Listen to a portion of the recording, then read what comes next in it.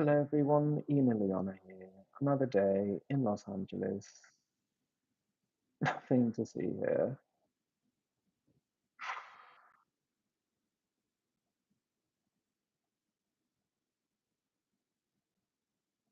Tomorrow is the day that I fight with the VA for my disability benefits. So it's like all my energy is being sucked into a deep black hole of depression, and it's so deep, how do you climb out of that? But here I am.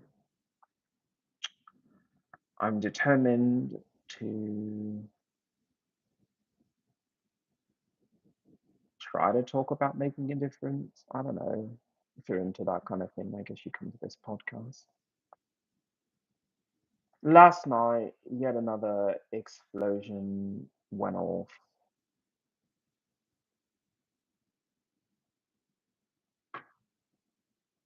I don't know what the fuck is wrong with these people. I mean, it's not the 4th of July, but they still are doing fireworks, or at least I hope it's fireworks. It must have been a firework because why would the ground shake? It's so exhausting.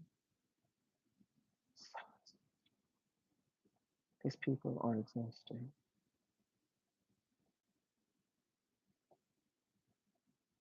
Like they have every opportunity to really transform their little village into something special, something amazing. And they choose to set off illegal fireworks in the middle of the fucking night. Luckily, I wasn't asleep because then that would have pissed me off. But I have nightmares from my PTSD from military sexual trauma. So I don't sleep. But it was so oddly timed too. It was just as, I had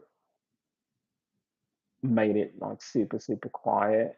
And then that moment is when it exploded with sound.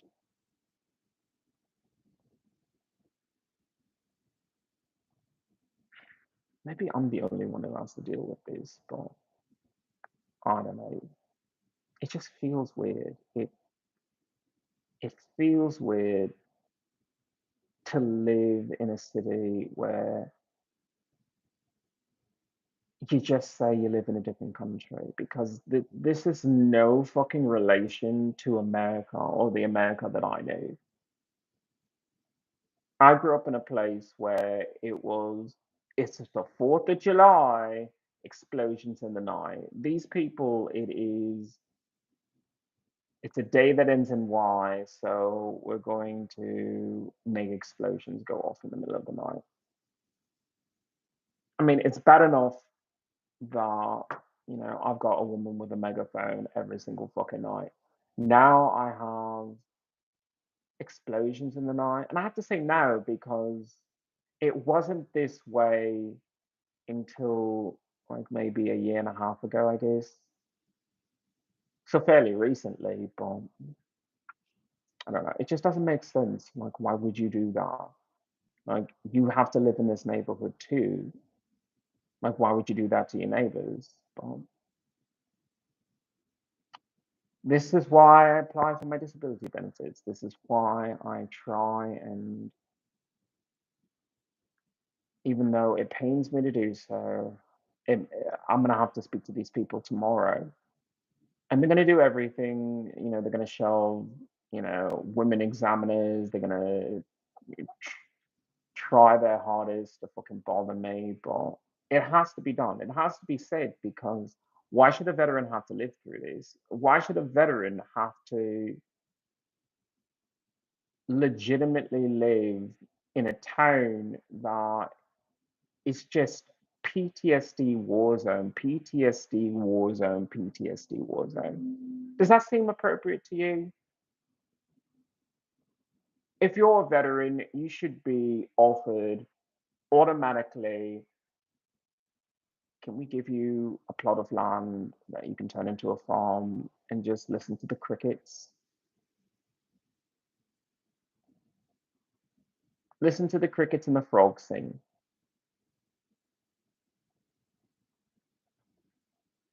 Buy a cow and watch it moo every fucking 5 seconds.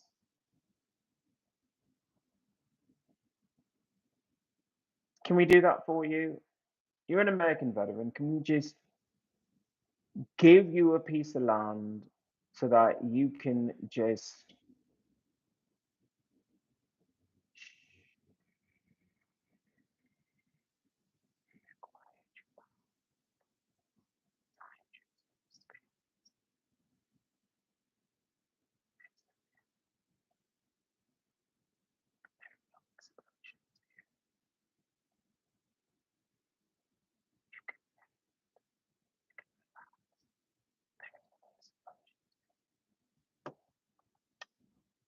nope, nope.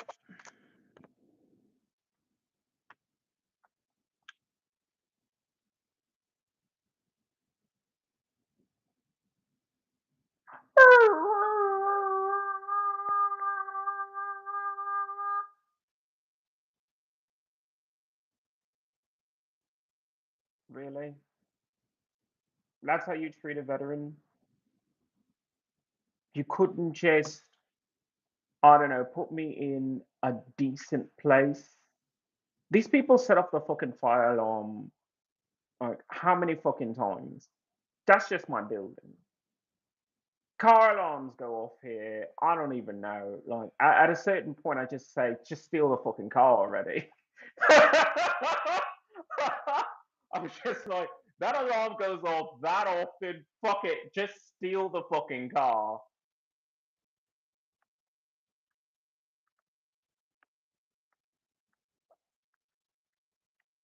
But no, no.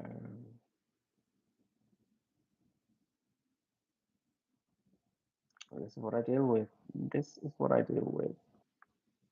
I don't even want to fucking sit down and talk to anyone today. I just hate it here so much. I hate living in Los Angeles. I don't think I've ever hated a city more.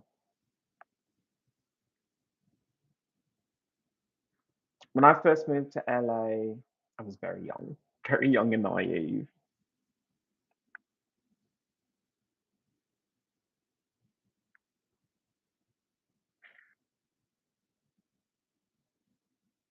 It was a beautiful experience.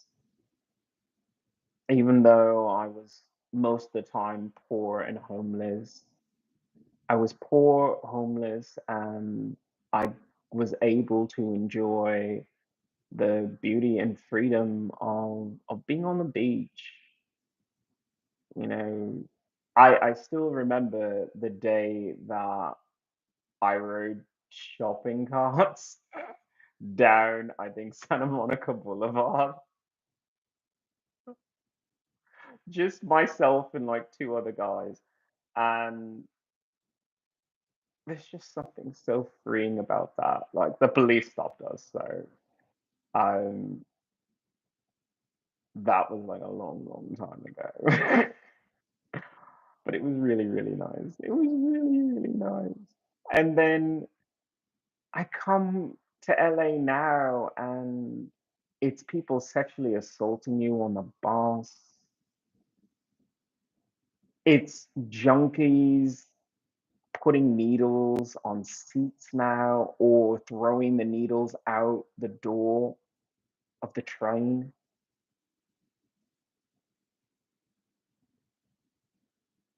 Good morning, CS Ghost. How are you? Welcome to my channel.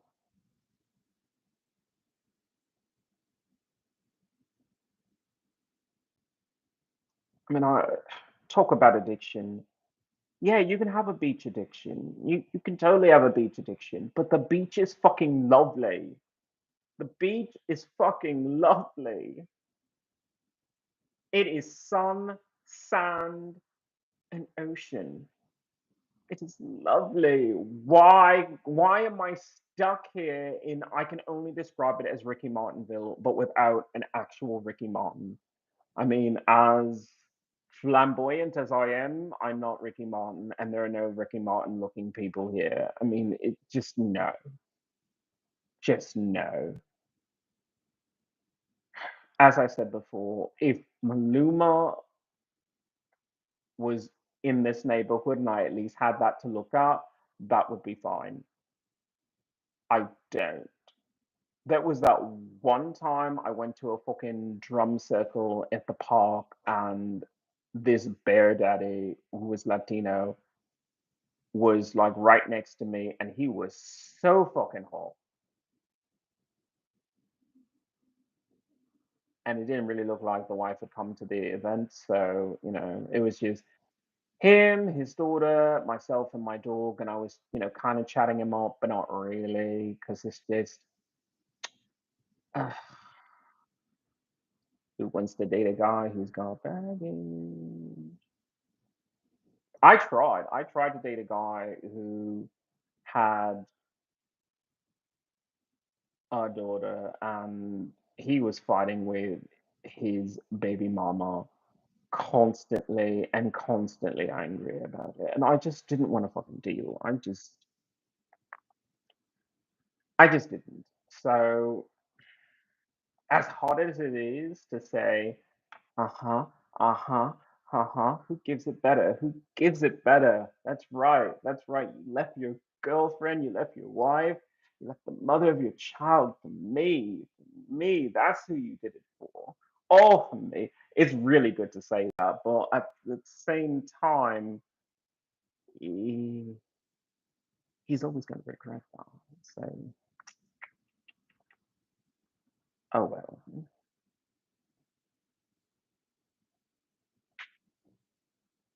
I don't know.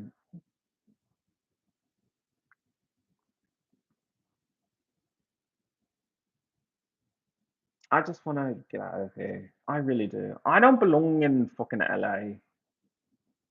Because I'm not even in fucking LA. This isn't fucking LA. This is a fucking pit stop in hell before you make your way to Juarez, Mexico. Like, I'm just not into this fucking scene. I'm not into these fucking people. Why? Because I do this and they set off fucking explosions in the middle of the night. Southwest Productions, since when did you start wearing makeup? Right around the time that women started invading my apartment, I just said, you know what? Let me put some fucking war paint on because that's the only thing these people fucking understand. They understand when you put up war paint and you say no means no. My building has decided that they want to invade my apartment again, albeit, for a good reason, for a good reason. But I have PTSD and I'm about to speak to the VA about how terrible my PTSD is. And you want me to open my door to a stranger. I don't care if this stranger even works in this building. I'm not into it. I'm really not into it. I'm just no, no. Because they pull this shit right before I have to speak to the VA. So I wrote a lovely email to my building manager and I just said, no means no.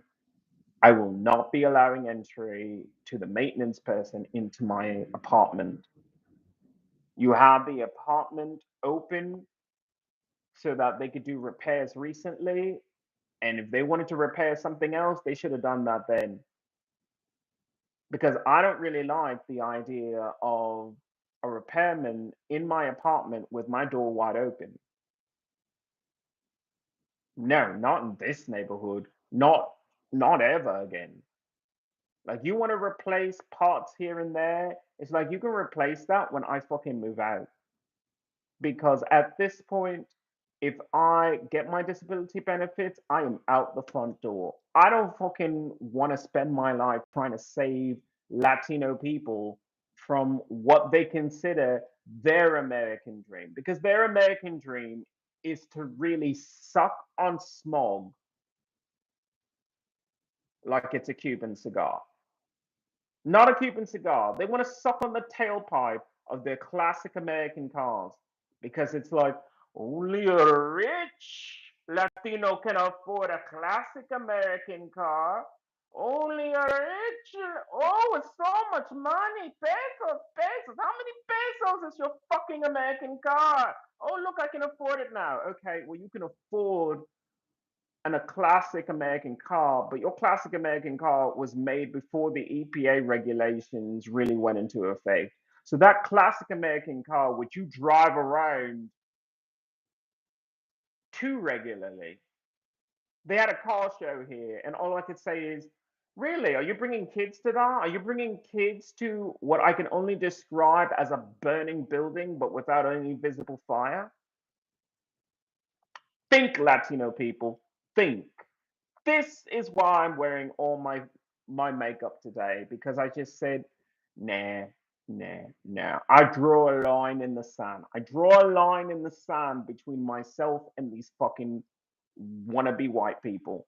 Wannabe white people, because you just don't get it, Latino people. You just don't. They sold you a fucking gas chamber.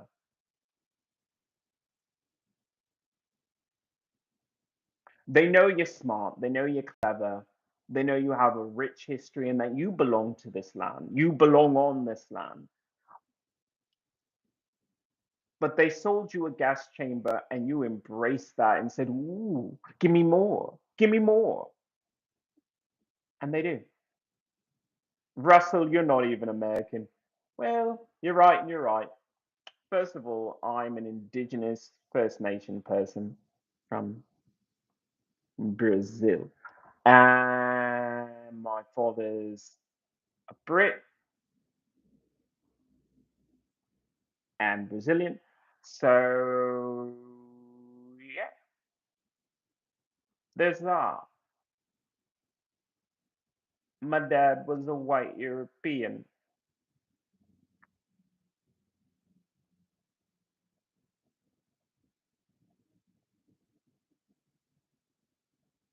Cool.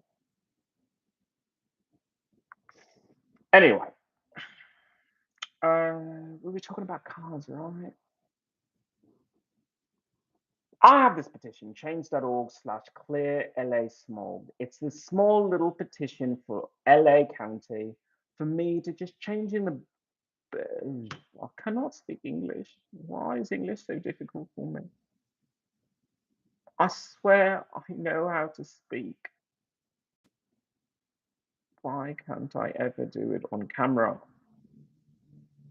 I'm just so bad at it. Change.org/clear LA smog is the petition that I have to change the building materials that they use to construct roads from asphalt and concrete to hemp concrete and a fiberglass made from recycled materials and my own design, which reduces pollution while providing a stable, long lasting, enduring road that doesn't damage your vehicle. Because when you damage your vehicle with a pothole because you used asphalt, you may ruin the exhaust system, you may ruin the suspension, it may cost you more money, and those potholes might even cost you your life. Jordan Eagle, I don't know what to tell you. I'm a freedom fighter. I'm a indigenous person.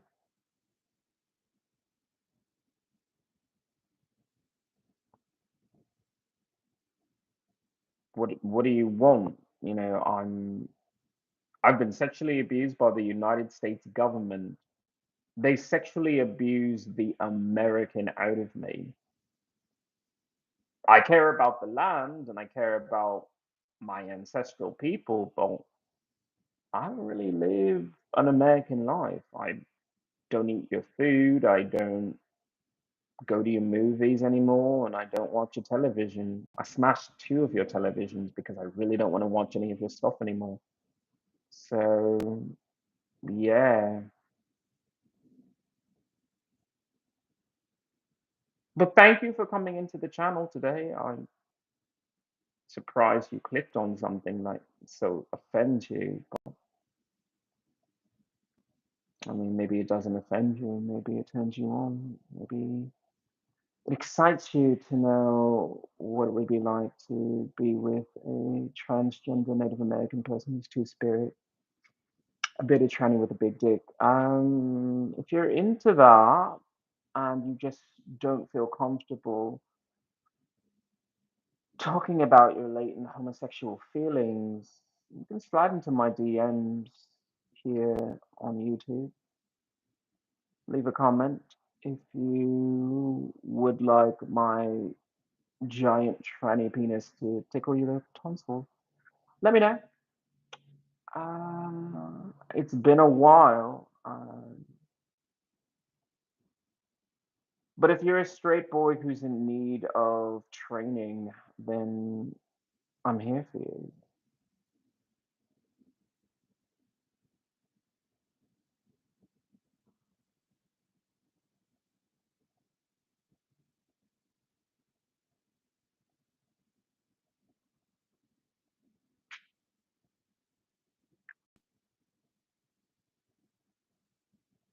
I did a new petition. Well, I mean, there were explosions going around, so I need something to do with my time. And I kept, bouncing around this idea back and forth, back and forth, back and forth, back and forth, back and forth.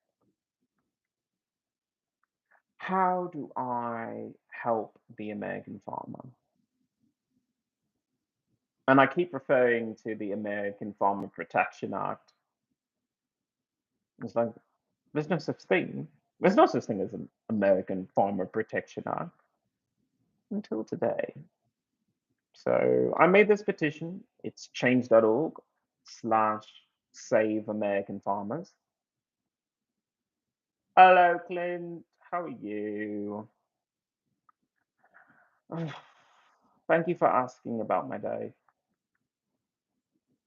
Just rough. I don't know what's going on with my building. They put up a sign that says 24-hour notice. We want to come into your apartment and make repairs to something. And I just said, you were just here. You were just here. It's like you didn't want to take care of it then. You didn't want to do anything. Clint, your groupies have come into my chat and let me know that you had a tummy ache. I am sorry to hear that you have a tummy ache.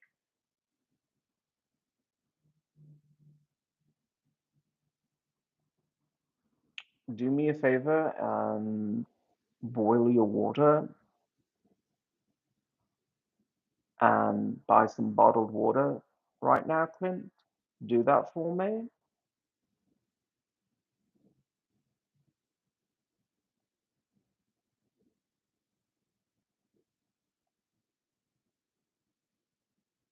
I'm concerned. Take care of that.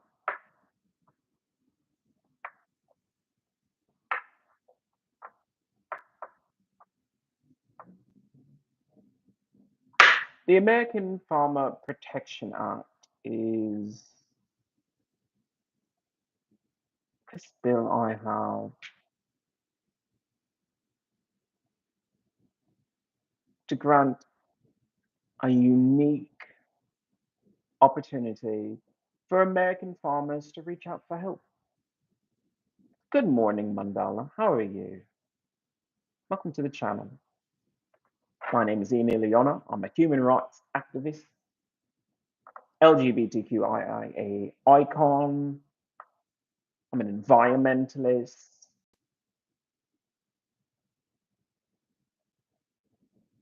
And I make music on the side, I guess.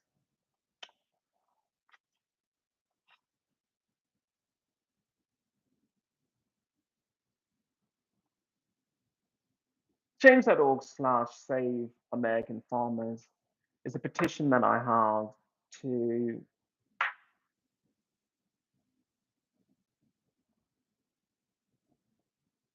consult for American business owners who own farms to go from farm to farm and say, do you need help? And if you need help, how can I help? Can I help you by fixing your soil? Can I help you by streamlining your business? Can I help you by securing wholesale contracts with local people to meet your quotas? Can I help you by interesting you in agrivoltaic upgrades to your farm to give you a dual revenue stream and reduce operating costs? How can I help you? And so I made a petition to offer my services as a consultant. It's a petition directly to the president because I want an executive action on it.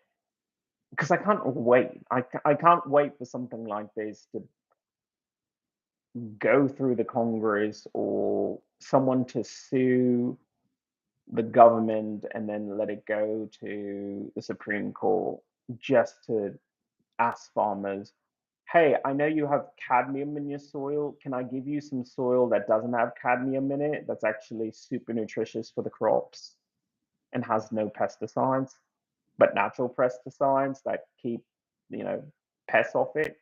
Can I give you that instead?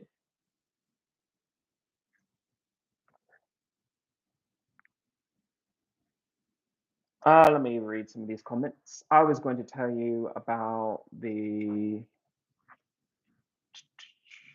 here in Albuquerque, Friday after 6. Good for you. I like to appreciate, anticipate activism and support human rights. Cool. I sincerely appreciate that. I do as well. I wasn't really gonna start the day off with talking about drugs, but since my apartment building is really just in a legal front so that they can search people's apartments, I'm just gonna talk about it then. Okay, the last we spoke, you said LA has no drugs, and so I want to send you a short note for a vote of confidence. No. Okay. When I made that statement, I don't think I fucking qualified it properly. Oh, by the way, say hello to my little friend. This is my magic. Isn't she beautiful? She always comes by to say hello.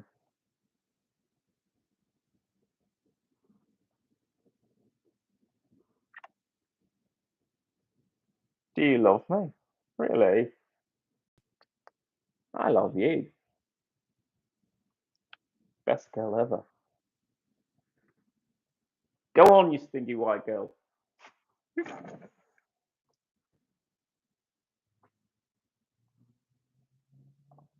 Oh, she's a dire wolf. That's why she's so large.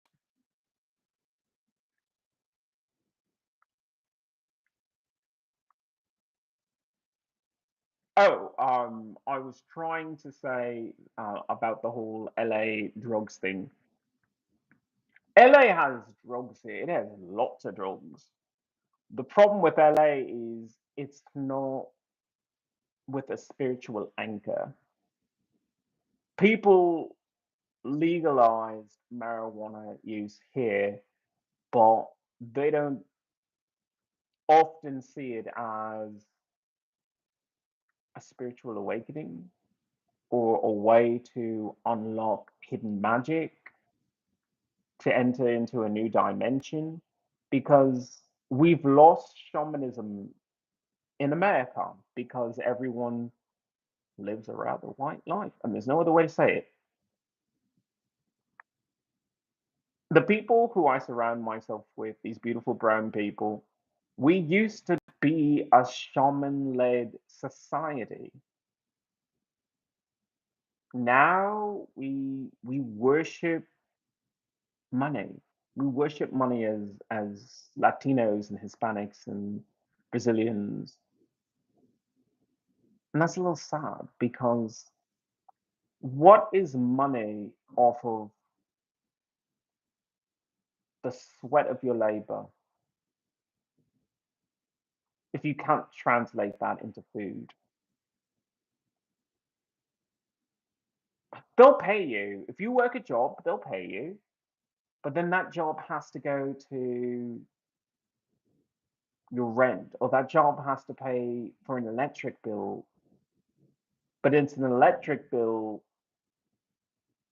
to a utility company that you don't even need to use because there's a sun out there every day giving so much energy that it would power every device around the world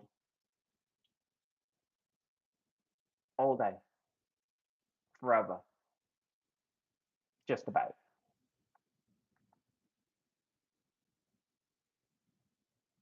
Mandala, I can understand people don't take drugs in a sacred context. Yes, these medicines have secret and sacred properties that people should be always be mindful about. That's actually well said. Thank you for saying that, Mandala. That's that's how I feel. I feel as if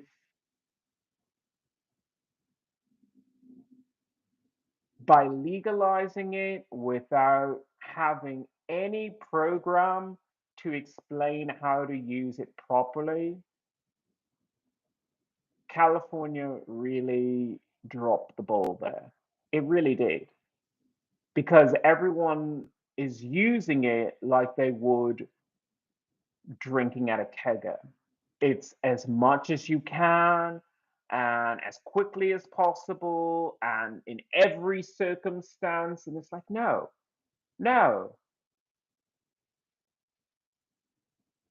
I mean, I don't know exactly every single ritual that is supposed to be for marijuana and other drugs because so much of our history as indigenous people has been taken away. Thank you, Femboy Jungle.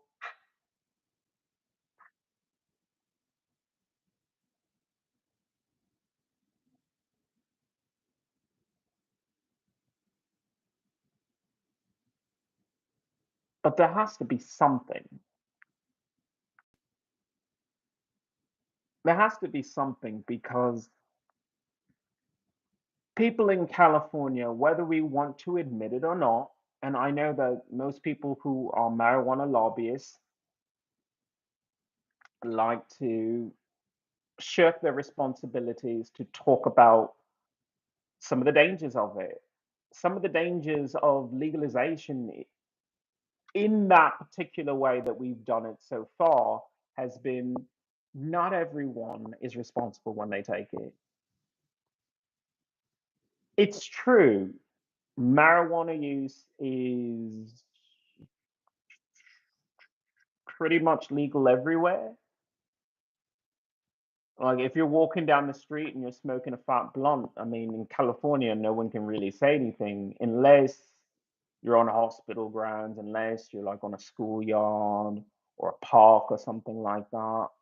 But there's always someone who says, no, I have the right to use marijuana or whatever the drug I'm going to use, and I'm going to do it while driving. Or they say that I'm going to do it, but I'm going to do it on a train with other people who maybe don't want to get high at that particular point.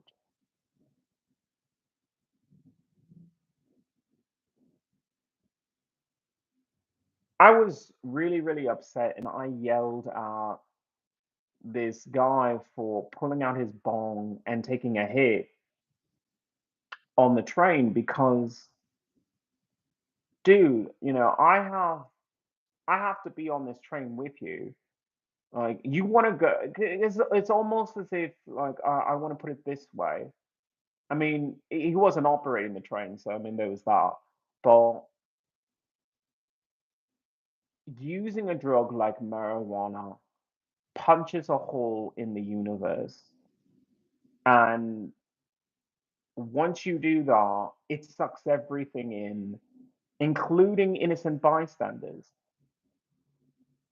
And in that moment, I had to tell him, without going into this larger conversation, no, I'm not in an emotional state right now to take this journey with you. If I want to take that journey, I will take that journey after like a cleanse, after sweating, after a certain amount of fasting. I will anoint myself, I will hit sacred bells, I will do everything to chase away the bad negative energy that will follow you into a psychedelic trip. This is why I say freedom of religion is a beautiful thing that they have here in America.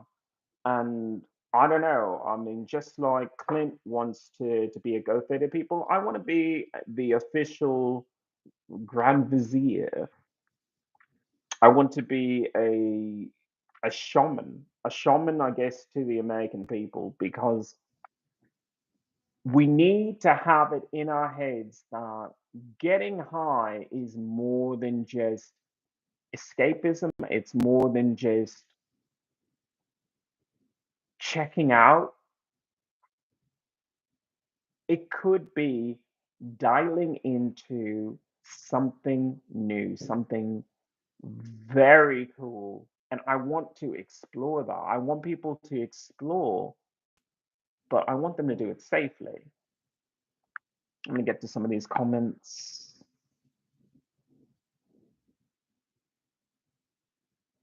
Yes, my family helped legalize pot here in New Mexico. Yes, people can always ruin it for others. Just like some people would say, I enjoy anal sex. Do you want to see someone have anal sex in the middle of a restaurant? No, it feels good, but I'm not exactly sure you want it in a restaurant. Sometimes you just do things that feel good at home.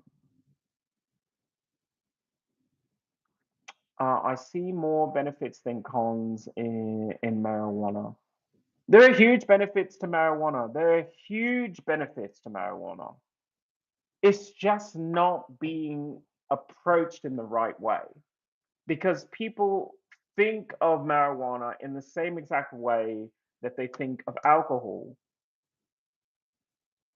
when you really should be saying, okay, I am going on a spiritual journey.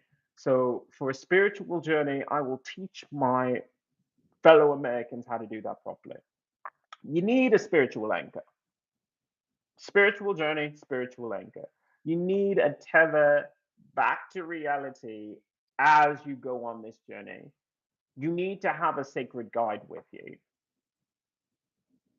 Why? Because I don't think people realize this. Marijuana is not just the cool chill out drug, it is an awareness expander. It makes you more sensitive, it makes you able to feel more things, experience senses that you didn't know you had. For some people, it makes them extremely anxious and paranoid. Why? Because you use everything and everyone to try and block out all of the noise and beautiful music of the world. There used to be a time when people that look like me could hear the trees singing, listen to a river have a conversation. They were on a lot of drugs at that time. But that is how they live their lives. And right now, I think that's the coolest thing that a person could ever experience. Now, if they only showed positive studies, all they show is negative effects, I feel we must use enthusiasm on these people and promote positive experience or stories who can look better later. Mandala, I agree with you. I just think that it makes more sense to just, I don't know, start a church of marijuana. I mean, they do have those Rastafarism. Rastafarism, and they believe in Yah, and I don't know the full story. I have to do my research, but they do allow a certain cannabis to be used in their religion. And I think, no, you need religious centers. You need religious centers where they say, here is weed, and then here is someone to guide you how to use weed properly. Because all these stores that sell marijuana, they just go, uh-huh, uh-huh. Do you want a frequent shopper punch card? So, your 10th marijuana bag is free. They don't fucking care about your journey. They don't care, whether or not technically you're going to use this while you're driving. They don't think that way. Most of these people who get into the marijuana business, they were, in a failed fucking laundromat or something like that. Or they tried to open a restaurant and the restaurant didn't work well. And they said, well, we can just sell glass bongs and some marijuana now that it's legal. And, we'll make our return on investment on buying this property. They don't fucking care. But a shaman would. A shaman would actually say, okay, well, here are the drugs. Let me show you how to use them. Just saying a contact high would only be possible with 40 joints worth of smoke in like a phone call booth. But obviously, if you're smoking near someone else who doesn't want to smell it, it just being kind of rude.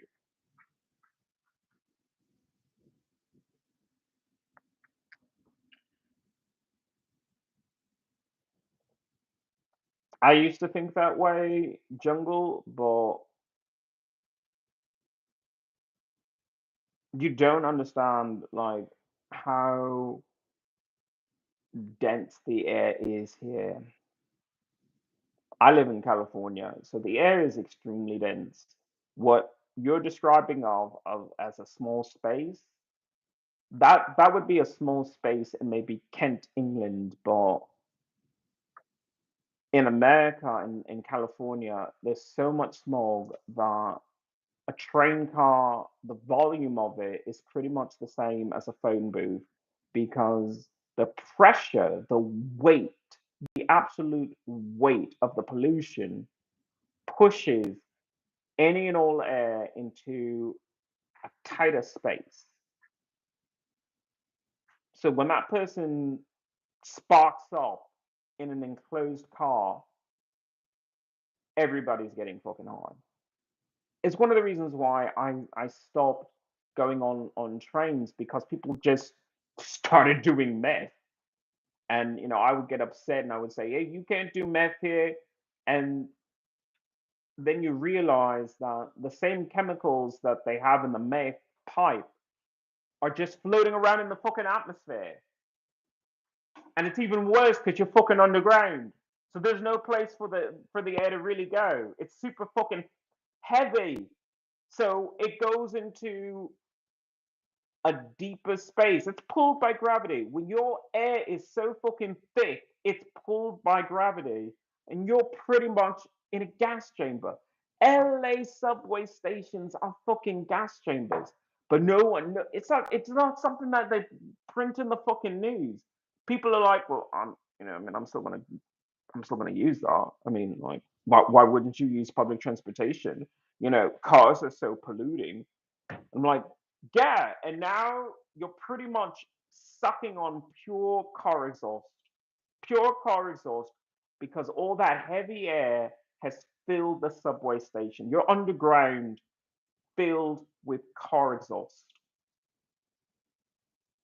I've never hated this city more. I've never hated it more.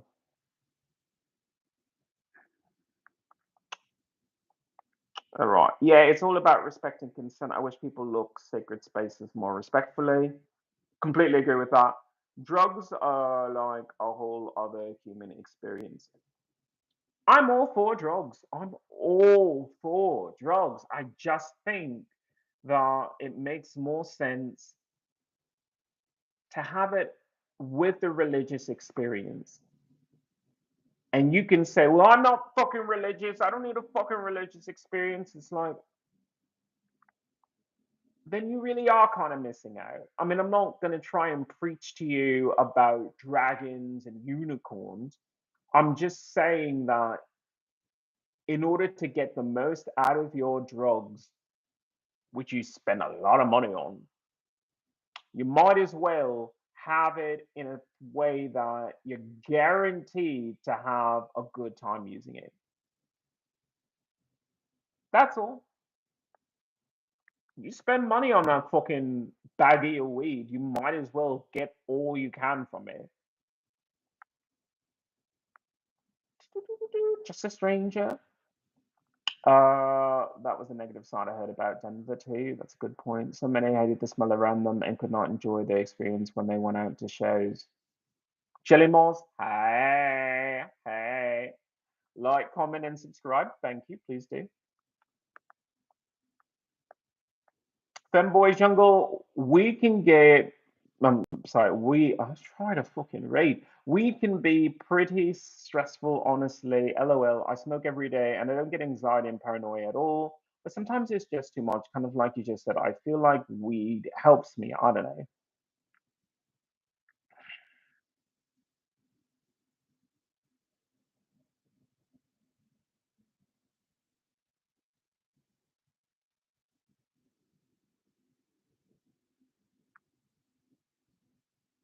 Like tobacco, like ayahuasca, marijuana is a sacred plant for sacred ceremonies. If you use it every single day, you should be living a life which is considered holy. You should be on a path of enlightenment.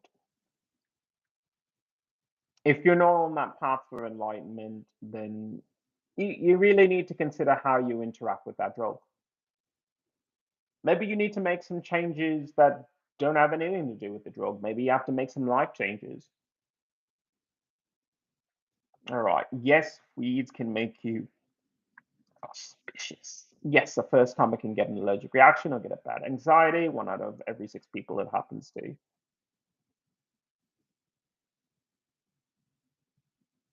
Alcohol is a social lubricant in so many ways, but marijuana is almost like holding a mirror to your soul.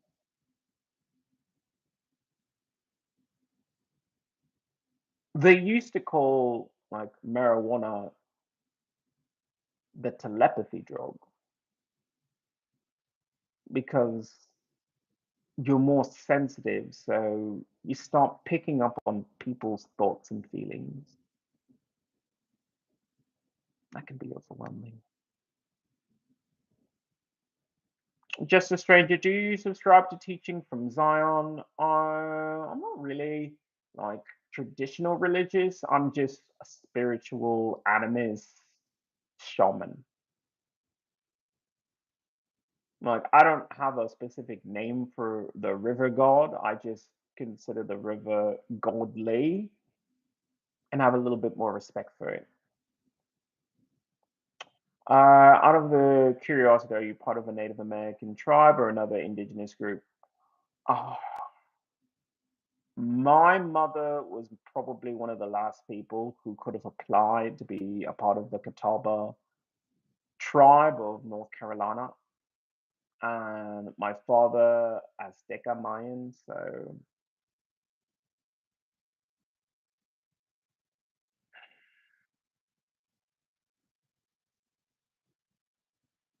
when you put those two latent genes together, you end up with an indigenous person, my ancestors have reincarnated within me and my sister. But it's a little difficult because, I have a white European father from Brazil. And my mother was an American who grew up in America. So it's it's confusing for me. I tried to apply to be Cherokee, but they didn't really keep good bookkeeping in the fucking 20s.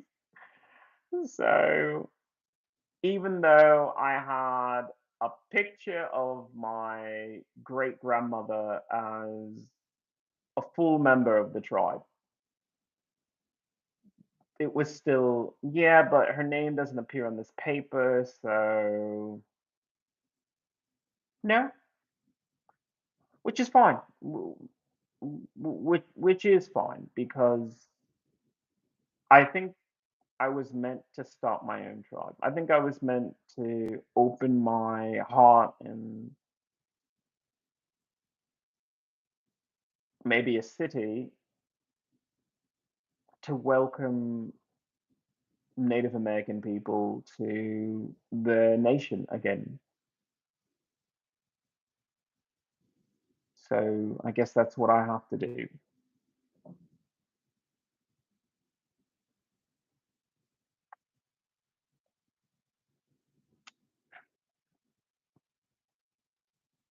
Absolutely, a shaman definitely understands while the mundane don't care. I think the mundane do care. It's just, it's hard to admit that you don't know everything. I admit I don't know every single shamanic ritual to use drugs. Why? Because where do you even find a teacher for that?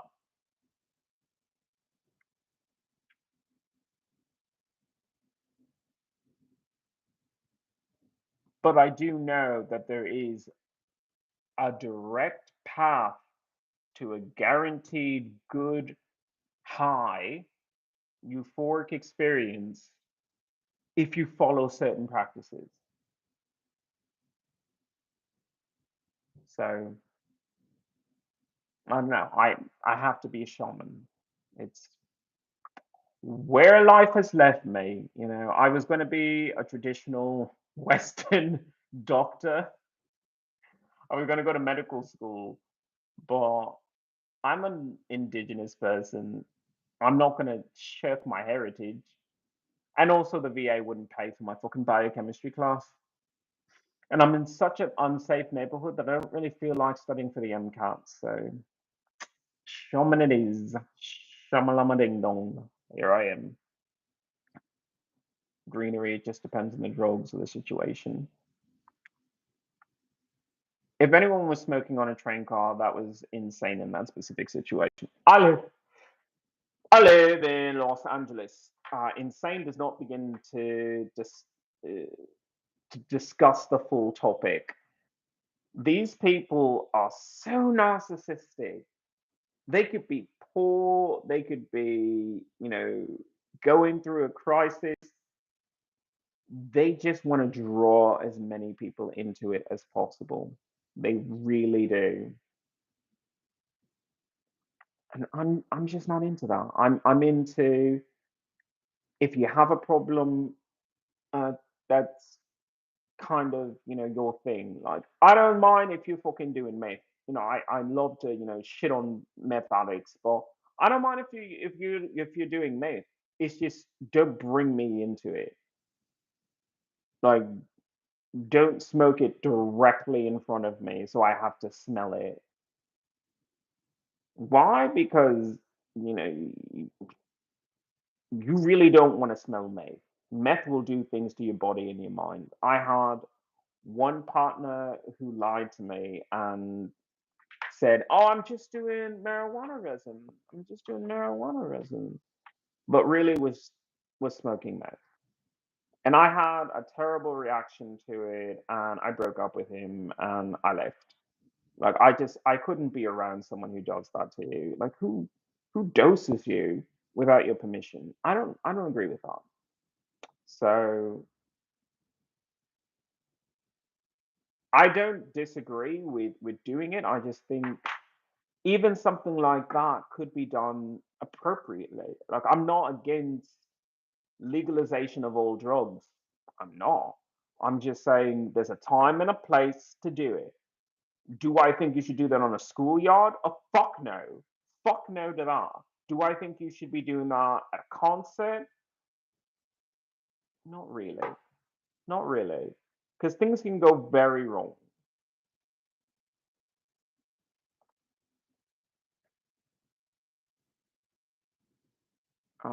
I didn't even think about you being underground too. Your best option is kind of just biking, but the US is so terrible for biking anyway, and you can't even. Femboy Jungle, I'm gonna try and reach out to you and help you see common sense. All these people who say biking makes a difference, they're just wrong.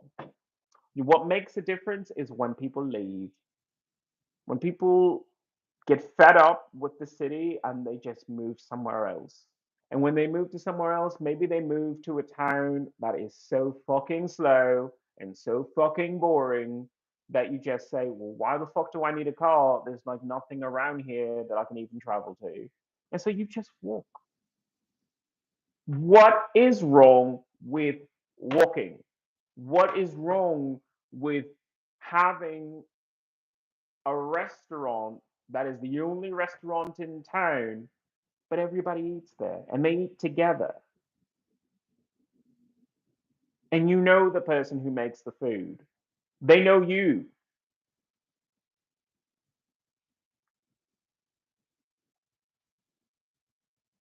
You make a great point with that. The world should not be accepting of others smoking around them having dubious consent.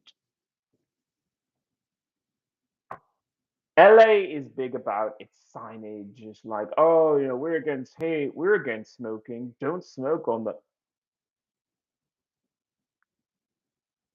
People do it all the time.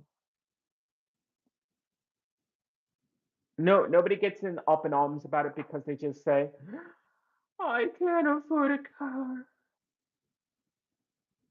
And that's how they think. They think just because you can't afford a car that you can afford to have lung damage. I disagree with that. Just to be totally clear, I do agree with you. I think drugs can be spiritual, and I have used mushrooms and DMT with a shaman. It's part of why I keep coming back to you. Well, welcome to the channel, and thank you for keep coming back. You know, I think that there is something to that. I think that if we're ever going to get marijuana legalized across the country, we're going to have to do it in a way that actually listens to the other side, because the other side has some valid points. Do I want a baby getting into marijuana? No, I don't. Do I want school children getting into marijuana? No, I don't. Do I think their parents should be able to use it? Oh, yeah, of course. Why? Because you know how stressful being a parent is? You have something that is screaming and shitting at all hours of the day, and you can't leave, you can't sleep, because you have to stare at that thing. And if it even for a second, you have to fucking run to that room, or just literally crawl into the crib with them, crawl into the crib with them to make sure that they're absolutely happy and clean and sleeping soundly. That is what it means to be a parent. You can't just check out with the drugs, but maybe you could take some of the edge off once they're older. Or maybe you enjoy some cool marijuana time while a responsible person who's not intoxicated at the time lends you a hand and watches them for you. A trusted adult, family, friends, co-worker, someone, while you just rest and recharge. I keep going back to this weird event that I had where some woman shows up at my apartment building with a kid, baby formula, baby bottle right there, just waiting for someone to come out, already has pressed the button, like, they're going to leave a message for someone. And I come out, I've got my sunnies because the sunlight keeps looking right through me. And I see the kid runs to me. The kid runs to me. I look like this. I'm horrified. I'm horrified because I'm like, what kind of parent are you? She didn't say anything to me, which was good for my PTSD because I was already on high alert because I have a woman outside my apartment building blocking my door. But then that's a little disturbing too. It's like you don't fucking say anything, or you don't say, watch out, that person is about to swing that door open and that kid's going to go flying in the street. Or watch out, he's, not he, misgender myself. They are going to close the door right behind them because you look sketchy and he doesn't want, I'm sorry, they do not want someone in the apartment building to have you roaming about. So, that kid's hand could be caught in the door and smashed. I would smash that fucking kid's fingers to prevent that kid from forcing his way into my apartment building. Luckily, that didn't happen, but where is this fucking parent? Where is this fucking parent? I'm angry because I don't know what this woman's problem is. I don't know what her problem is. It could be she needed help. It could be, she was desperate for some guy to, reach out to her. That probably is the father of that kid. But that is not my personal problem. This person shows up here and is just, your kid is running into danger. I mean, I'm not a dangerous person, but I'm a fucking stranger. I have face paint on. I, I don't know what I can do to just like make it clear that I'm unapproachable.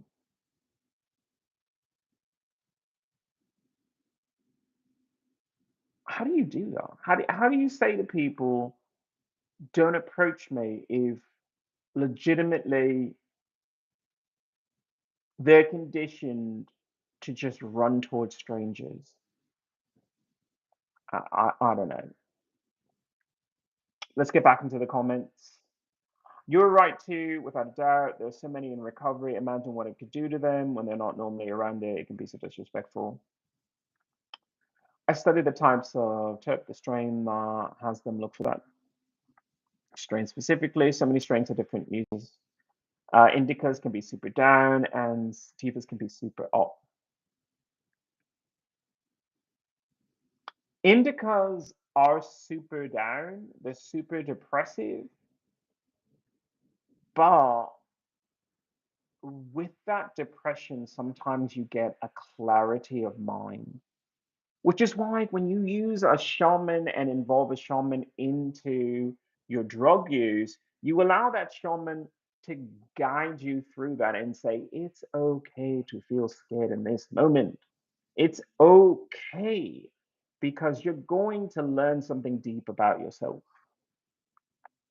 I guess I need a better understanding of how to go about having these spiritual experiences, or finding people who do understand more how to guide me towards that.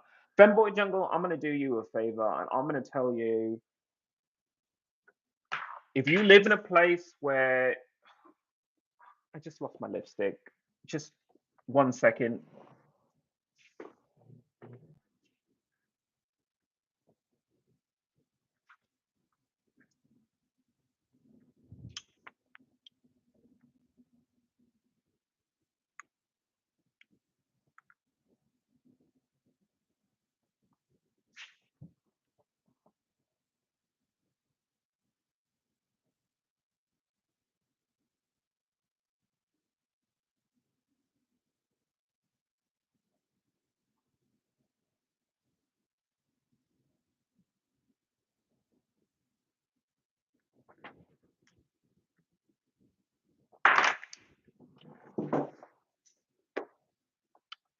And I'm back. If you live in a place where marijuana is legal, and you may not be the most social person, you might want to find a meetup or a social group of people who are enthusiasts for marijuana. You don't have to be friends with all of them. You just have to maybe do your homework and feel out the right person for you. I mean, they say don't get high on your own supply, but maybe getting high with the right person is the right thing to do for you. There's some people whose it's the perfect thing to do by yourself. But then there's some people who say that they've experienced higher and deeper highs because they ate a good meal before they used marijuana, or they had a friend who told them a super funny joke right before they pulled out the bong. Sometimes you need to set the mood. It's I'm gonna have to say this. I'm gonna have to say this as I fix my makeup.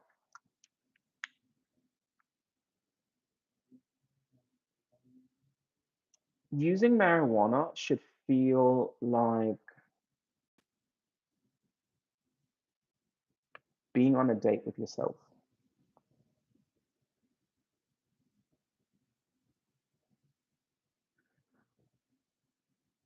When you have a date on Friday,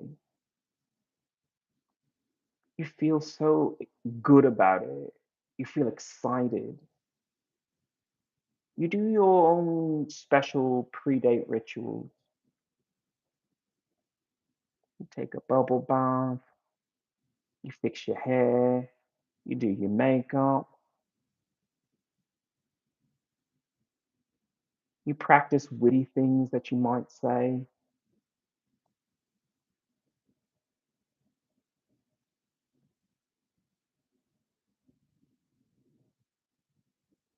But most importantly, you feel safe, secure, and you feel confident.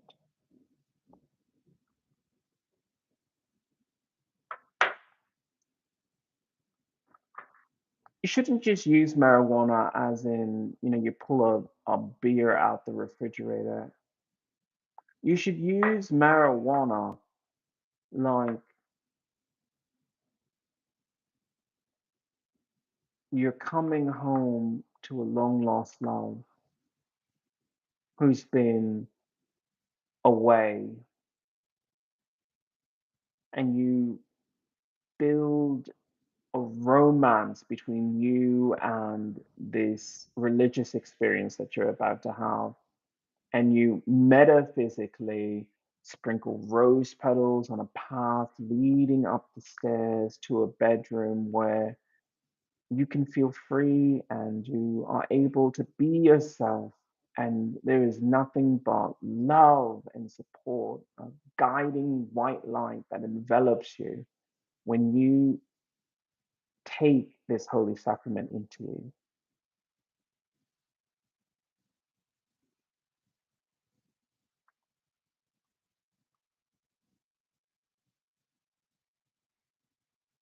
Again, I've done DMT and mushrooms with someone who was native and considered themselves a shaman, and that was the most life-changing experience I've ever had. I can understand why. I can understand why it is important to have an expert.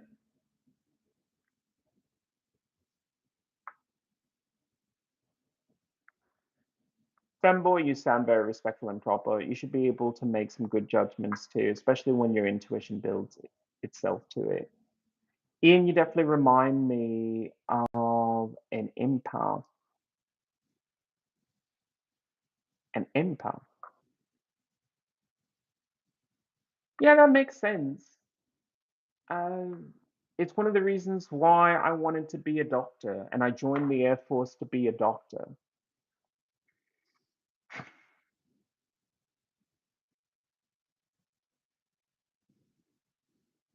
I spent my whole life surrounded by women, being loved by women, loving women, and the United States Air Force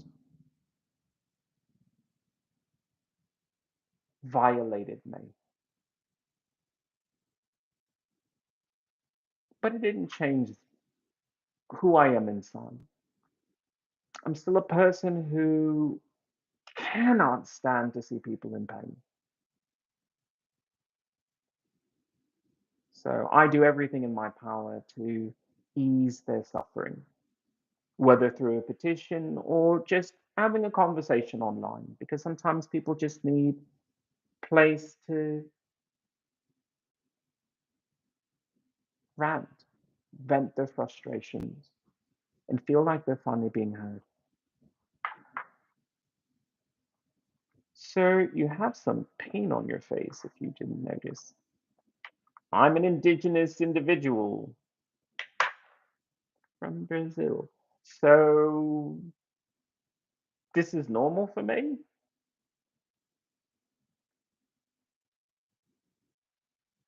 I don't know what's normal for you, but this is normal for an indigenous person.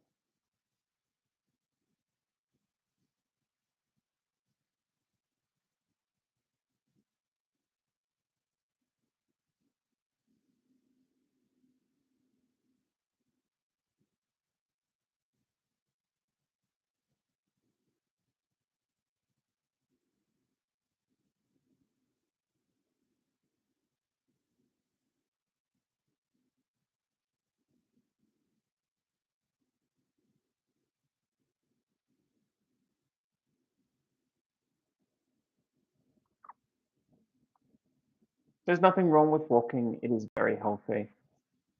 It's not just healthy,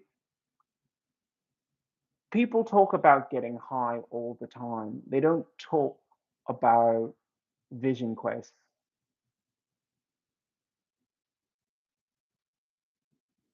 The whole idea that putting one foot in front of the other can sometimes lead you to a different dimension without any drugs. Just one foot in front of the other can lead you into a different dimension. You need shamanic guides to use drugs, and I think sometimes you need someone to teach you how to see the world properly. This is why I love Albuquerque so much, not because of the people, obviously, but because of how small and beautiful it is. Big cities are hard to live in. It's easy if you understand where everything's at. I don't know. I started seeing advertisements for Albuquerque. Oh, I laugh because it's in the middle of a Latino community, and all I see are smiling Native American people. I just think, in some way, whoever put this sign here was trying to remind Latino people there is another option. There is the option of you returning to your ancestral roots.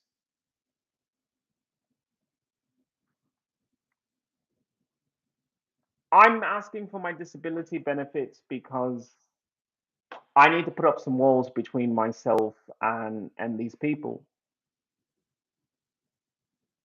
I need to get food, and the only way to get food is literally to deliver it because I can't be in a supermarket without my PTSD going off. I can't travel on public transportation without my PTSD going off. So I need more money because it's very expensive to say, hey, can you go stand in line in a grocery so I don't have to? People want money for that, and they should get money for that. Or, or I could just be paid my disability benefits and then start my own sustenance farm and say, I eat what I grow from my backyard garden and I don't eat anything else. That's also an option. That's a lovely option. That's even the better option. You're spiritually standing out, CC. I don't know. I guess so. I only have 12 people in the chart, so maybe I'm just standing out to the right people. Haha, sometimes I misgender myself too. I'm thinking about how other people are thinking about me on accident, obviously. It's hard to be consistent with your gender pronouns when you live a life where people shove that nonsense of, well, you were born this way, and so we're going to refer to you as that. I honestly want to live in a world where gender pronouns are just no longer used. Why? Because gender pronouns have always held us back. What's so wrong with being confident?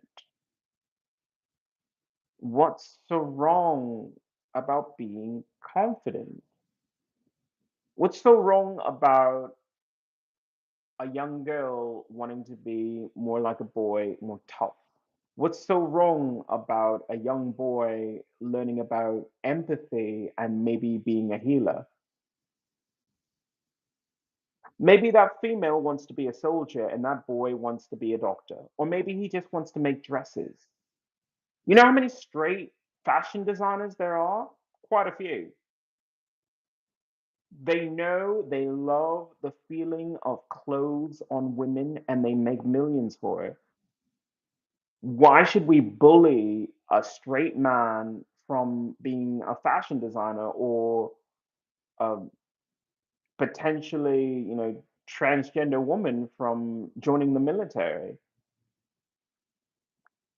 These are life choices.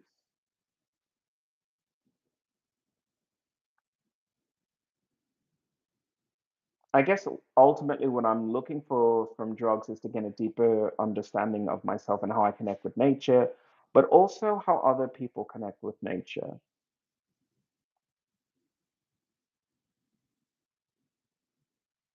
Femboy Jungle, I'm going to give you some homework because I know that you're still going to use marijuana and other drugs. Make it a date. Make it a special occasion. Even if you do it every day, treat it as if it was a date. Pre-game for it. And then, have a post-game diary. Write down how you feel. What did you experience? What could you have done differently? Because I'm going to have this conversation with you. Sometimes when I'm in a shamanic trance, when I'm on drugs or whatever, there are times I wish I was more practiced, more lucid, because I have conversations during this which my answers have weight. How I respond in this trance has ripples in the universe. So I have to choose correctly. And if I'm not used to having to speak aloud in my dreams, speak aloud during a trance, then I'm missing out on the purpose of spirit walking. When you use a drug for this kind of behavior, this lovely little habit of affecting the physical world around you, you're spirit walking. So do your homework and really plan it out. Don't just, well, I'm going to spark it up and whatever happens, happens. It's no, take your time. Take your time. Plan it out. Think about it. What makes me happy? What would make me happy? Is it important for me to be in a good mood before I do this? You want to connect to nature? Nature is all about a rhythm. I have plants in my apartment, not too many, but I do have a few plants in my apartment, and I have them there to remind me of the rhythm of life. You need to attune yourself to that. Sometimes you don't have a shaman right there with you, but what if you could talk to a tree, talk to a little plant, talk to a flower? You see what I'm getting at? You want to connect to nature, that is nature. Try connecting to it. You might be surprised. I want to live in a world where I can be called by whatever I want and whatever makes me feel good. Thank you so much. I do think I understand. Femboy, you're absolutely right. I'm not trying to detract from people living their truth. I just want to remind them that their truth can be what they decide it to be, and that you don't need permission from anyone. All of my transgender people who have been denied military service, that doesn't mean your story ends. That's the beginning of your story because now you have different options. When I left the United States Air Force, even after being sexually abused, I was lost. I was absolutely lost because I thought that that was going to be my life. I thought that being part of the military was who I am inside because I'm a shaman, I'm a clan leader, I'm someone who wants to lead and protect their people. And when the United States Air Force did what they did, it left me adrift because I said, well, that's the only way to protect and lead my people. And my people need protection. They need a leader. Until I realized that being a community leader, being an active participant in American democracy, means that you're a fighter, means that you are a soldier for your people. You are fighting a war that a person with a gun, in the military, they'll hand you a gun. They'll teach you how to shoot a gun. They'll teach you how to fight with a knife. They'll teach you how to eat out of rations. And that's a good thing to know. It really is. But I'm not in the military. I'm in the world with all of you. The military, they have rations, they have water, they have fresh air. Every single one of those bases, even with all the jet fuel and the cars that they have there that they use to go around, they're enjoying fresh air. They have filters on that base. So every indoor area is fresh air, clean air. They don't often deal with disease like COVID or whatnot because they're in their own world.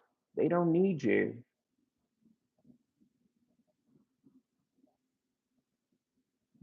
The world needs heroes who aren't in that system, who look at the rest of the world that the military leaves behind and says, I will defend you, I will support you, I will guide you.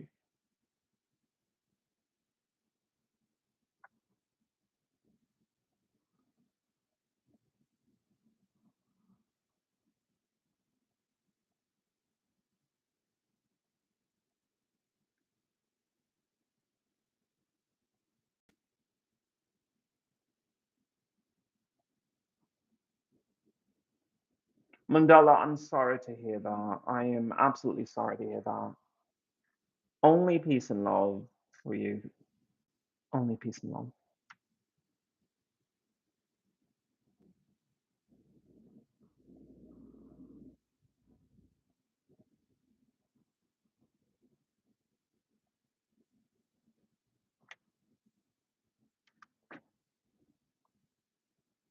Nina Ambanafi, thank you so much for reminding me. Yes, the color of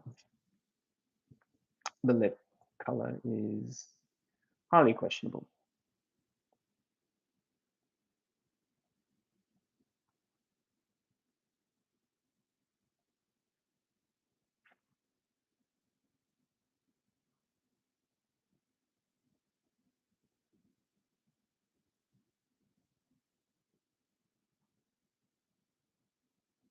That's a beautiful statement, Mandala. I appreciate all of my fans who engage in a conversation here.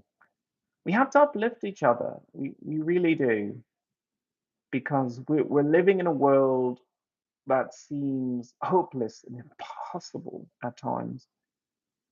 But sometimes when we have a conversation, we can rise above that. We can make a difference. So today, I'm going to give my fans some homework. I have a petition, change.org/Ian belongs on Mars. I need that petition signed because tomorrow I'm going to speak with the VA about my disability benefits, and I don't know the outcome of that.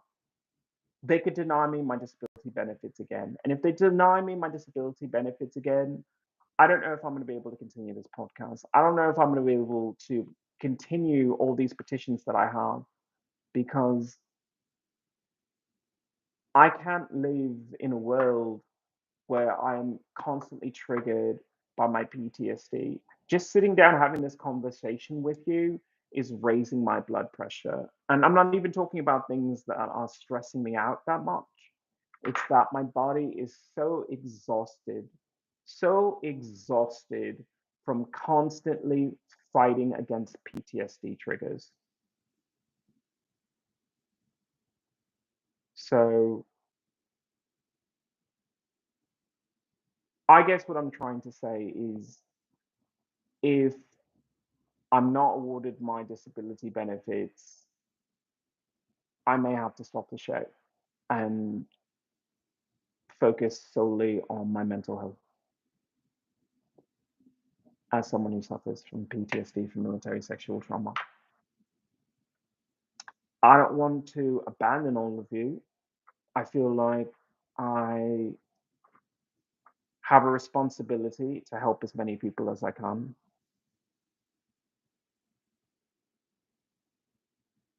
But all I ask is that someone signs that petition. Change.org/Ian belongs on Mars. IANBELONGSONMARS.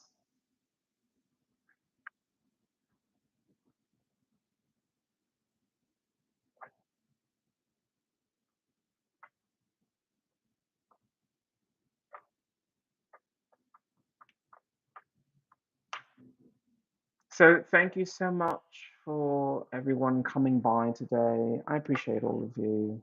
I even appreciate the person who says, don't use that lipstick, because maybe I should do more research on my lipsticks.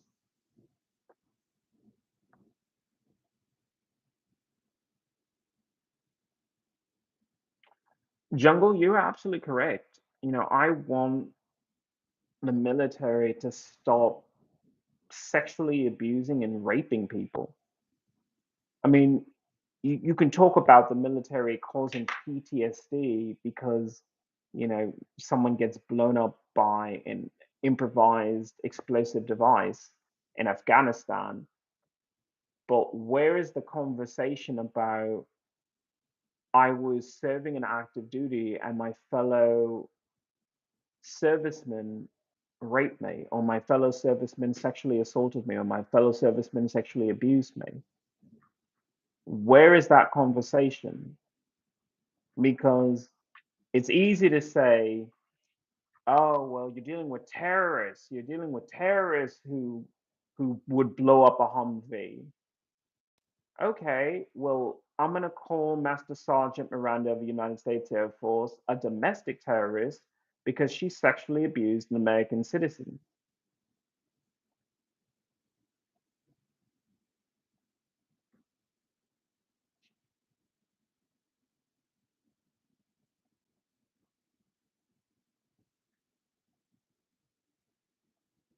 Thank you, Mandola. I like the color of the lipstick too. I think it looks good on my skin tone.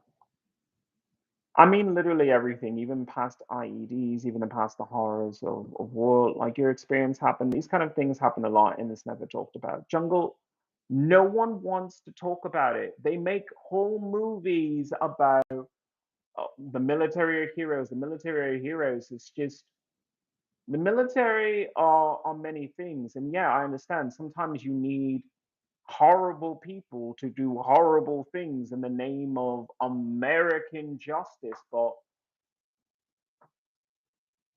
does that include raping American citizens? Does that include sexually assaulting American citizens? Does that include sexually abusing American citizens? Show me in the Constitution where it says that you can rape an American citizen just because they have a uniform on. Show me in the Uniform Code of Military Justice where that's okay for you to do, United States Air Force. In my case, I was sexually abused and sent to the hospital. But there are people who have it far worse than I do. And I understand that. But because of my abuse, I cannot work. I cannot be in the same room with female people. The only way that I can associate with female people, women, is to have it through text, little white alphanumeric codes. That doesn't trigger me. What triggers me is some fucking woman blocking my exit from my own apartment building. So I'm gonna keep you all posted. I don't know if I'll be able to do a podcast tomorrow morning because I'm just gonna be too upset. But I will let all of you know how this is proceeding because if I don't get my disability benefits, I may have to leave the country altogether. I already have the United Nations Human Rights Commission investigating the United States for human rights violations, but Jake, I don't know what to tell you, except your country has manipulated and preyed upon you that you trust your most valuable things, your life, your family, to strangers who owe you nothing. Nothing. And I don't really want to end the podcast on such a note, but so many people jump into this chat to say stupid shit like this. And I have to remind them, aren't you the same exact people who I have to watch on a YouTube commercial saying my child died in Sandy Hook? And I have to hit the skip button because I have to say, yeah, didn't you people let your kids go to school that day? Didn't you wake up and say, bye, knowing that they could never come back? Well, now you know. Now you know. You want to come against transgender people for living their truth? You want to come against an indigenous person for wearing makeup? But you dumb as fuck people trusted the American government, trusted your own fucking school, trusted your own fucking police department to guard your most precious things.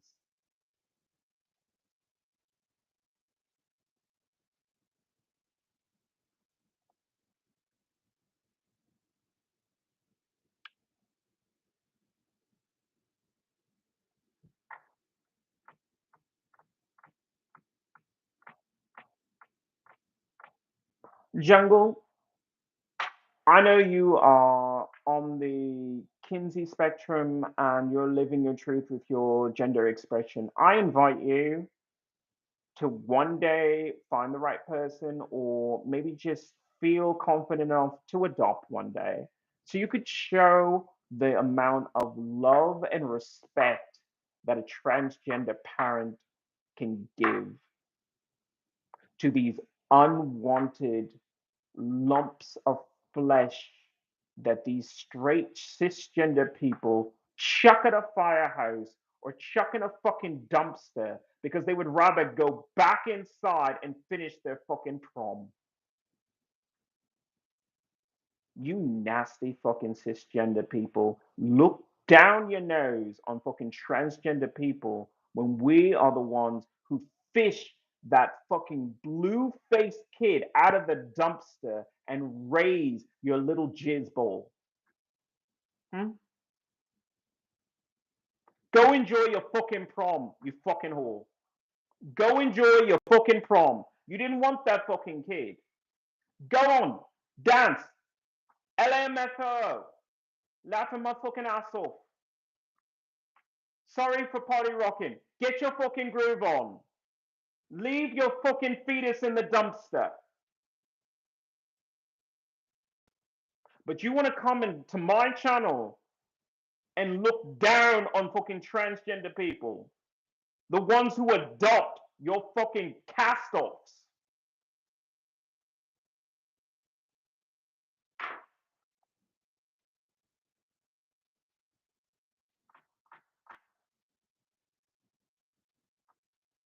Human Help, welcome to the channel.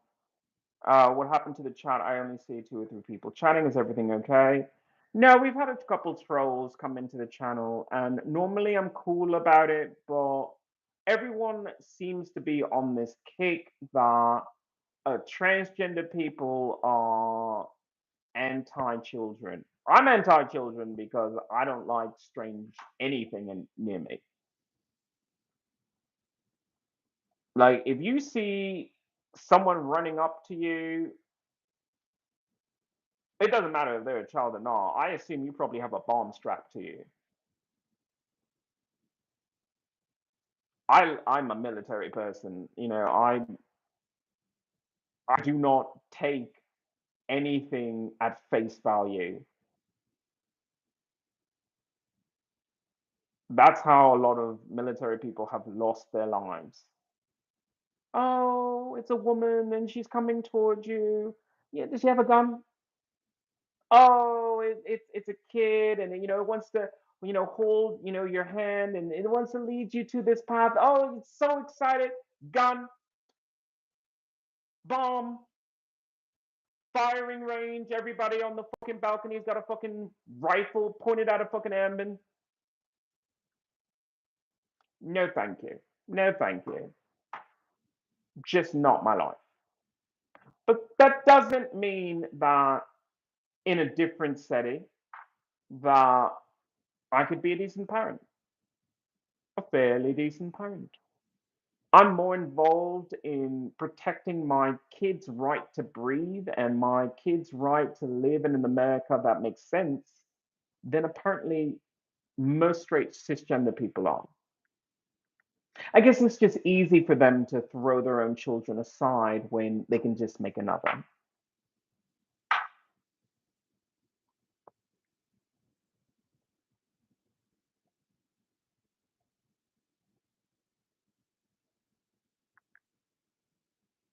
Human Help. I'm sorry about it, Ian. I love the makeup around the eyes. I love the color yellow.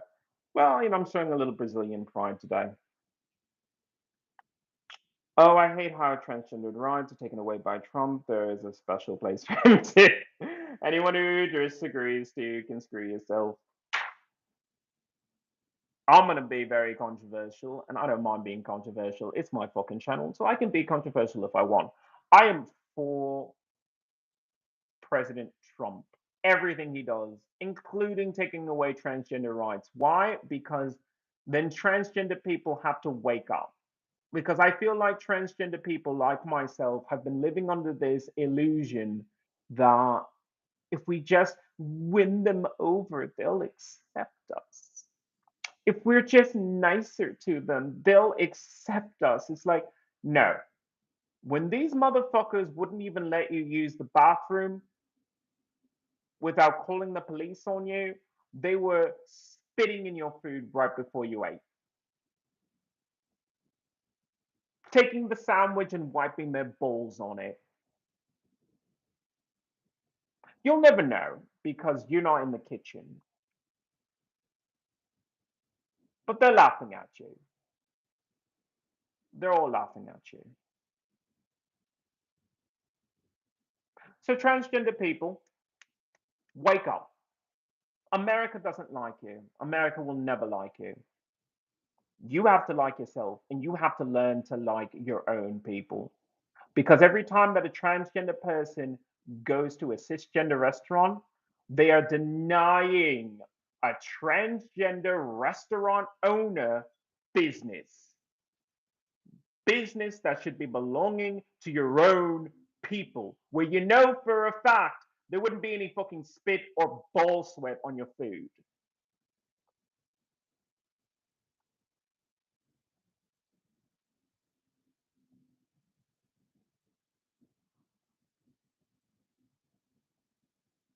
I want to ask, buddy, what do you represent? Just asking. I represent transgender Native Americans. I can't even fucking speak today. Transgender Native Americans, First Nation indigenous people. That's what I represent. I represent veterans. I don't really represent the gay community because there really isn't a gay community anymore. It's kind of fizzled out.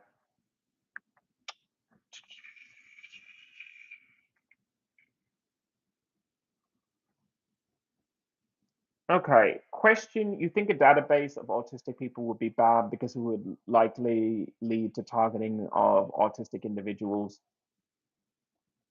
Jungle, I made a whole song about it and I supported everything to deny this, not because autistic people should know that they're autistic.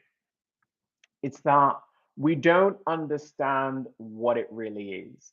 Autism, even things like schizophrenia, are an evolutionary response to an external stimulus. Autism is a response to some of the vaccines that we take. Autism is a response to the Wi Fi that we have. I mean, it's true. If the CDC could fucking get off its lazy ass and do something, this is one of the only reasons why I would ever accept the job as a president, because I would dismantle the fuck out of the CDC and just say, I will put actual competent, caring Americans in those jobs because you people don't do shit. You people do not do shit for this country. You see that many people with autism walking around and you don't say, hey, we've got a bit of a problem here. We probably get to the bottom of it. No, they don't do that. They don't do that at all. So fuck them. Fuck them. But as far as this registering as an autistic person, no, no, because we need to just fucking adapt to it. We need to fucking roll with it and just say, you know what? It is kind of bullshit to fucking expect someone to shake your hand when you don't fucking know them. How about you fucking bow? How about you fucking bow? You think you're above bowing? You think you're above just doing a head nod? That's what you're supposed to do, especially during a fucking pandemic. Pandemic, and people are still like, "Can I get up in your face and breathe in it?" It's like, no, you can't do it. Back the fuck up. Autism probably saved a lot of lives during the COVID pandemic. And as far as autism goes, it's evolution. It really is. Autism is evolution because there is so much data being broadcast at all times. Think about it. Every time someone does a Google search around you, you are being transmitted through your own fucking skull. The data from that has to fucking pass through you. Someone Googles one fish, two fish, red fish, blue fish. Guess what? That goes straight through your fucking skull. That goes straight through your fucking uterus where your kids are growing. And people think, it doesn't matter. I really need to know one fish, red fish, blue fish, whatever. I really need to know the baseball stats from a 1920s game.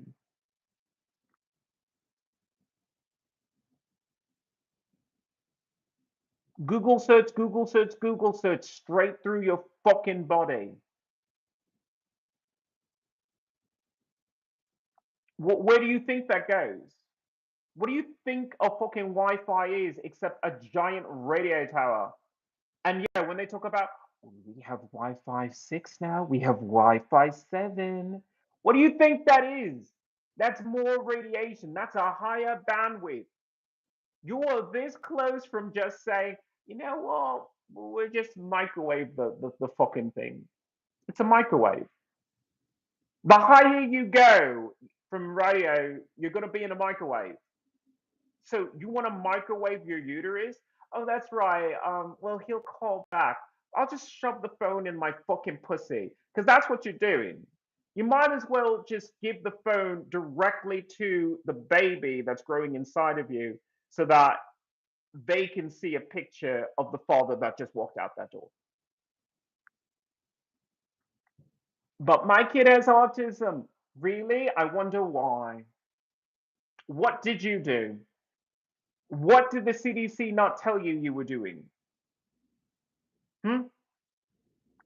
No, we don't want to have conversations like this in America. We don't. We don't. So guess what? If I don't get my disability benefits, I'm bouncing. I'm bouncing because I don't want to be in a situation where I have to say, you know, my kid got vaccinated and now it goes. I don't. No, I don't need that. Fuck that.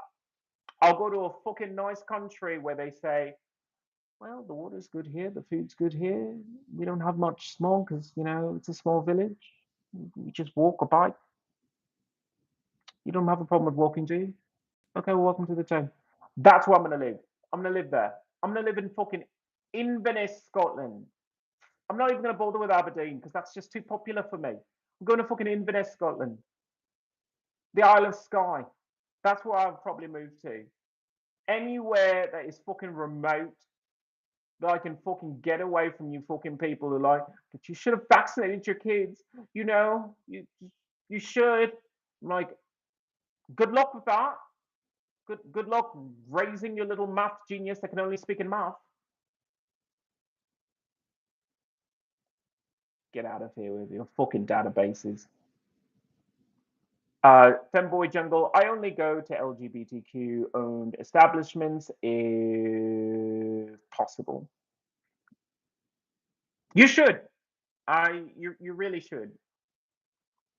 All of the cisgender straight restaurants, they don't deserve your money. They don't deserve your money. Even when they put in their signs, we allow fucking trannies to fucking eat and piss in our fucking establishment. Fuck you. Fuck you. Because it goes beyond just letting us use the bathroom. That should be a non-issue. Don't condescend to me and say, because I'm transgender, I can use your bathroom. Ooh, what a prize. What a prize. No, thank you. I'll shit and piss next to some other queen. Okay, thank you. Yes, free will is more important than ever. We, the people, must make the stand and take initiative because no one else will. What if saliva is the secret ingredient that makes the food taste amazing? Human health, you are just sad. You are just sad. Do not make me laugh at that. That is just fucking. Okay, do you think autism is bad? Autism is not bad, it's just misunderstood. If I was in charge of the fucking replacement for CDC, I would literally say, look, I know your kid has fucking autism.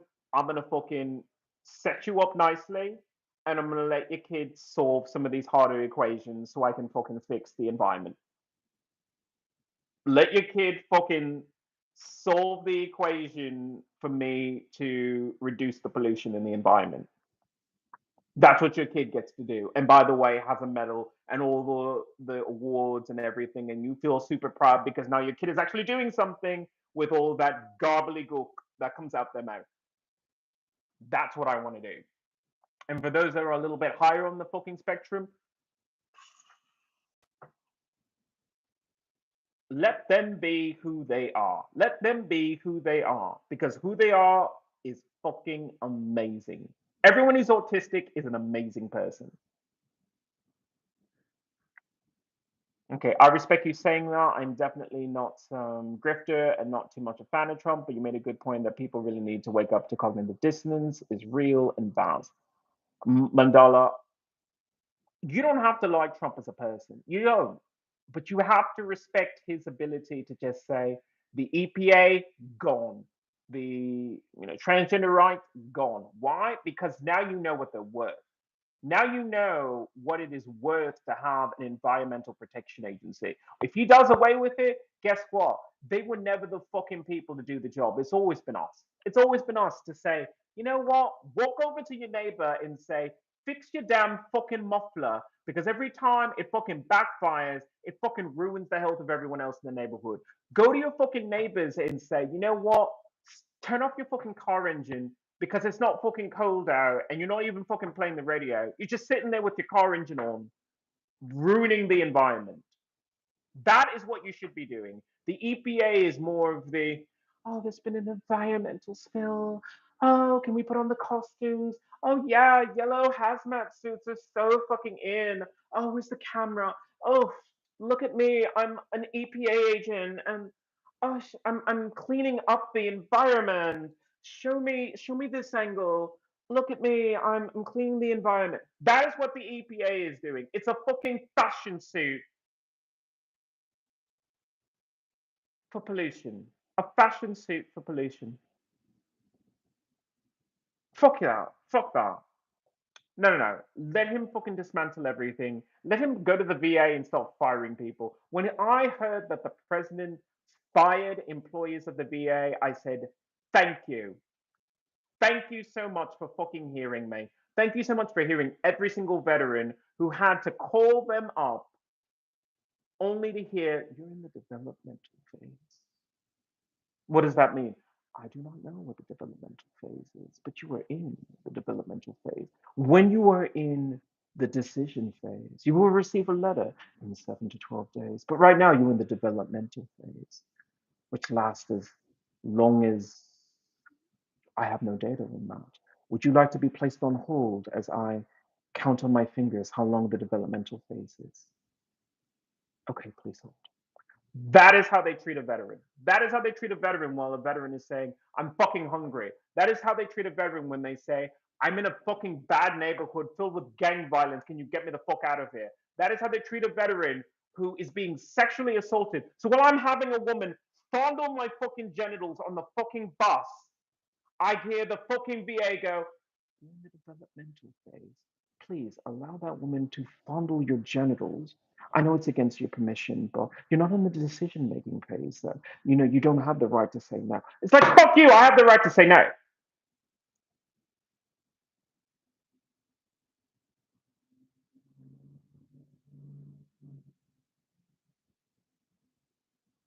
I'm reading some of your comments. Obviously, all of it is stuff that I agree with.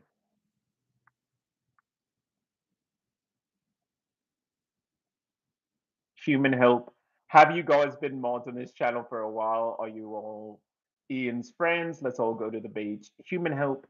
I wish that was the case. I'm at this point where the only way that I'm ever going to see the beach again is if I throw a beach party and I literally tell people, can you march with me to the fucking beach so I can have a safe way to go to the beach?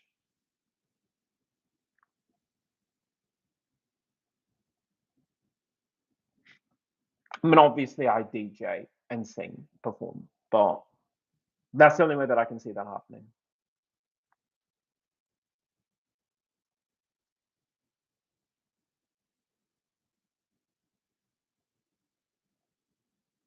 Mandela, I'm going to read that. As a child, I was a space case or space cadet to adults. They always thought I was daydreaming or distracted, but I just looked at the world differently. Maybe you just saw the world for what it is. Maybe you were one of those people who saw your parents come home from work and other kids, they had their toys, they had their things to distract them, but maybe you saw the stress of it. Maybe you saw your parents just go into a corner and cry. Cry because all they can think is, I have to do this. I had dreams, I had hopes, I had other things that I would have done, but I have to do this. There are people who depend on me. Maybe you see something like that and you just say to yourself, there has to be something more to this world. There has to be something that I can do where American families across this country don't have to feel that way. Don't have to feel like if they don't go to work, their lives will be over. I had a long talk with the universe after my last podcast with you because I wanted to say this statement and I can never fucking articulate it properly. You'll have to excuse me. But there are some people who are fired from jobs or they get injured on a job, and their main thought is, how am I going to feed my family? How am I going to afford the rent?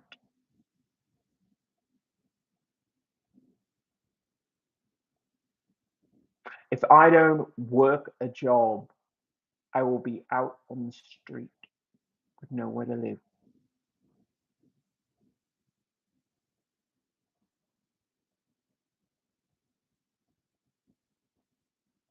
Is that the kind of America you want to live in? It's not the kind of America I want to live in. I want to live in the America where people say, no, you can never foreclose on an American house. You can never do that. Why? Because that was a promise, not between you and the bank. It was a promise between you and your country that you will always have a home here. And I think that that should be respected.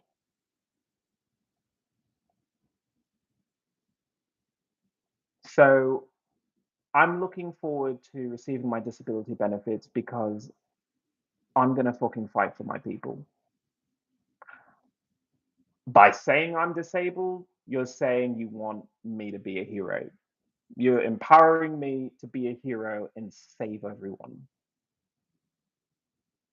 But if you don't give me my disability benefits, you're saying, no, we would rather live in a world where everyone is oppressed, including cisgender straight people. There are a lot of cisgender straight people who are going to be kicked out of their fucking homes because they just didn't work hard enough. They were so exhausted that maybe they slept in because their bodies just had no energy, no food, and it just shut down.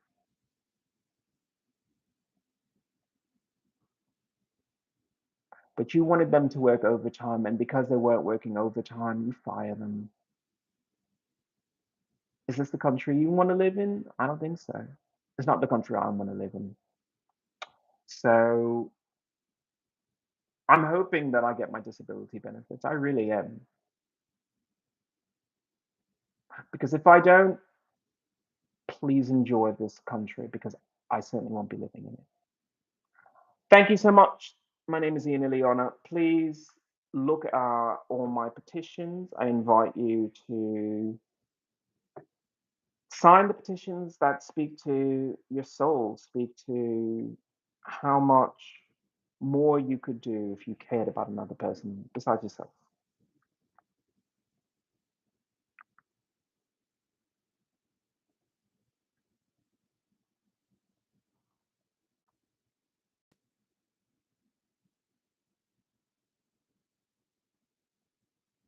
Have a great day, everyone.